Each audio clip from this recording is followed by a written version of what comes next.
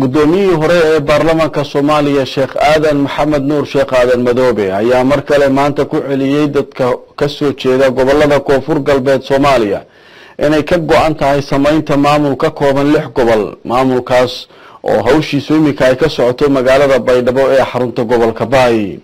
wariyayna magaalada Muqdisho Cabdicasiis Cali Guuleed ayaa faahfaahinta warkan inoo soo diray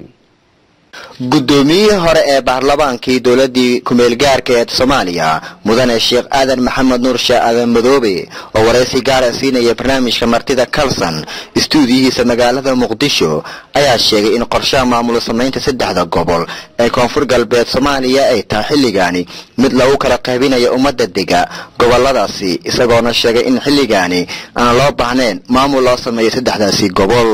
dastuurkii aan sahiyeen calankii dawlad goboleedka ay sameeyeen calankii qaranka iyo waxa isgarab sugeen ayada oo uu dheer yahay calankii qaranka calankii dawlad goboleedka iyo hoolkii shirka ka socday agtiisii ku taageen runtii markii arrimahaas la arkay waxa soo bilaabatay shirkii in dad badan oo la rabay inay ku farxaan ama garab istaagaan in dadka qaarkii ay ku bilaabaan qashqashaad markaas kadib waxa bilaabatay in magaalada Baydhabo geeskeeda kalena يعني اللي يرادو إذا أرنتي أن أجنها حمر لقدر يدكاس شركة إنك أشخاص لقوا بالله وشركة لنفرينا اللي يرادو وياش لقجلك ومصينين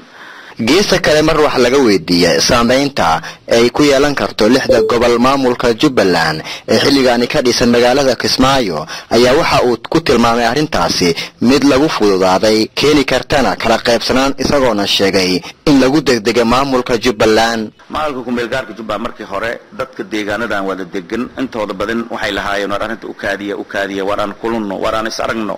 bulshada Soomaaliyeed maanta lama kala jarjari karo qof hal magaalo wada degan reer wada yaala seen u kala saarna war suuq leeyahay oo la degdegay